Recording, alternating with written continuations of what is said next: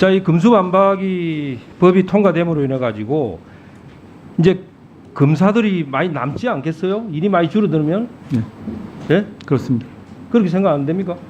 그렇습니다. 옛날에 우리 한 후보자가 청와대 근무하신 적 있죠? 예, 그 민정수석실에 그때 근무한 적이 있습니다. 청와대 갈 때는 사표를 내고 청와대에서 다시 채용되는 절차를 밟았죠. 그때 법에 따라 그렇게 했었습니다. 그렇죠. 예. 그 다시 돌아올 때는 검사로 재임용이 됐고. 맞습니다. 그래서 제가 이제 제안을 하나 드리면 검수완박이 되었기 때문에 제안을 드리고 싶은 게 지금 이 민주당이나 이 지금 여당에서 검수완박을 좋아하고 또 검경 수사권 조정을 통해서 경찰에다 수사권을 많이 줬어요. 그게 왜 그렇다고 생각하세요? 설명해 주시면 제가 경청하겠습니다. 저는 경찰의 수사 능력이 아직 검찰보다 수사 능력이 떨어진다고 생각합니다. 그렇기 때문에 수사를 못하는 쪽에다가 수사 권한을 주면서 살아보겠다 하는 그런 뜻으로 저는 이해를 되는데, 그래서 저는 시급한 것이 경찰 수사 능력을 올려야 된다. 예? 경찰의 수사 능력을 올리면 그런 검수완박을 추진할 수가 없다. 저는 그래 보는 겁니다. 예? 그래서 우리 한 후보자가 과거에 청와대 갈 때처럼 이 검사들 중에서 이제 검수완박법이 통과되면 검사가 많이 남잖아요. 예?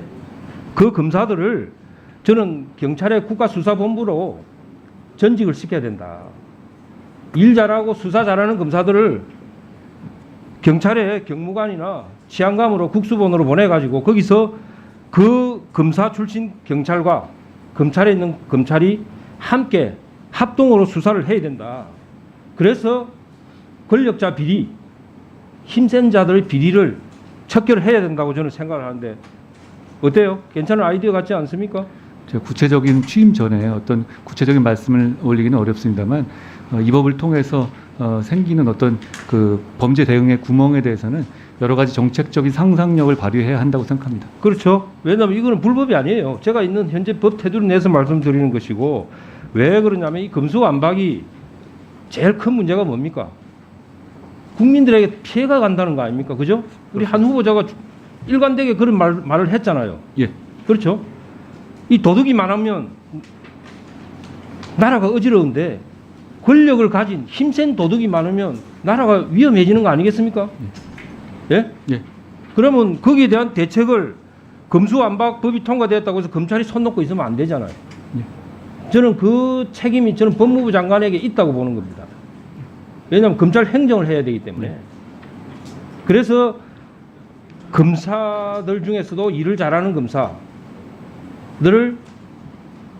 경찰에 보내서 경찰로 전직을 시켜서 경찰과 합동으로 수사를 하게 해서 범죄자들을 잡아내고 척결을 하고 다시 본인이 희망할 경우에 검찰로 다시 복귀를 하면 된다. 우리 한 후보자가 옛날에 청와대 왔다 갔다 하듯이 그렇게 하면 된다고 저는 생각하거든요. 그런 검찰과 경찰의 합동수사단, 이것을 빨리 추진해야 된다. 저는 이렇게 제안을 합니다. 만약에 장관으로 임명이 된다면 적극적으로 검토해 주시기 바랍니다. 잘 새기시겠죠? 예, 잘 새겨드리겠습니다. 그래서 저는 그렇습니다. 이 검수완박법을 가지고 통과됐다고 해서 이제 괜찮겠다, 나 이제 살았다, 이렇게 숨쉬고 계신 분들 그렇게 못하게 우리 제도적으로 얼마든지 가능하다. 예? 저는 그렇게 생각합니다. 그렇게 함으로써 또 장점이 있어요. 경찰의 수사 능력을 빨리 끌어올릴 수 있다는 겁니다. 우리 대한민국 검찰의 그 수사 능력을 경찰에 가서 전수를 해서 빨리 끌어올려서 다시는 힘 있는 범죄자들이 범죄를 저지르고도 큰 소리 치면서 살 수 없는 그런 세상을 만들어야 된다. 우리 장관님, 저는 그게 법무부 장관으로 임명이 되면 책임지고 해야 된다고 저는 생각을 합니다. 범죄 대응 능력의 저하를 최소화해야 된다는 위원님 취지에 공감합니다. 예, 그래서 두 번째 제가 또 제안하고 싶은 것은 사실은 경찰과 검찰의 차이가 있습니다. 사실 먹고 사는 문제가 있어요. 예?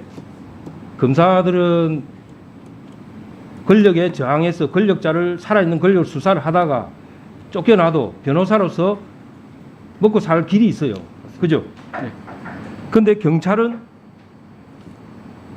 권력자 수사를 하다가 밑보여서 자천이 당하거나 쫓겨나면 먹고 살 길이 없어요. 그런 면이 있습니다. 그렇죠? 그 경찰은 변호사 자격증이 안 주어지잖아. 수사를 해도. 그렇죠?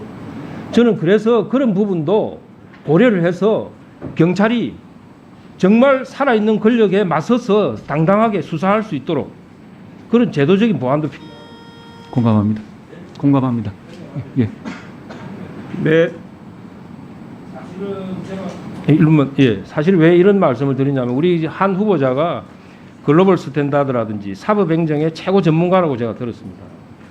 한 나라가 선진국으로 가기 위해서는 이 부분이 정리가 돼야 돼요. 이 경제 시스템에서 인풋과 아웃풋이 있으면 중간에 누출되는 게 지금 너무 많은 거예요. 그 누출이 뭡니까? 부정부패인데 권력자의 부정부패예요. 그게 나중에 다 소비자한테 비용으로 증가가 되는 겁니다. 대장동 보세요. 그 부정부패 1조 이상의 부정부패를 가져가니까 어떻습니까? 원주민들은 땅을 헐값에 수용당했어요. 비싼 땅을. 그러면 아파트 분양받는 사람은 어땠습니까? 아주 고가의 분양을 받은 거예요. 내 땅은 주민들은 헐값에 뺏기고 아파트 사는 사람은 고가에 분양받는 이런 부정부패에 의한 사회적 비용이 발생한 거예요. 그 사회적 비용을 법무부 장관 지명되시면 척결해야 됩니다. 그게 선진국으로 하는 지름길이라고 봅니다. 견해를 한번 이야기를 해주세요. 말씀하신 취지에 공감하고 제가 취임하게 되면 여러 가지로 범죄 대응에 구멍이 없도록 여러 가지 방안을 잘 모색해 보겠습니다. 시스템 안에서요. 예, 열심히 하십시오. 수고하셨습니다.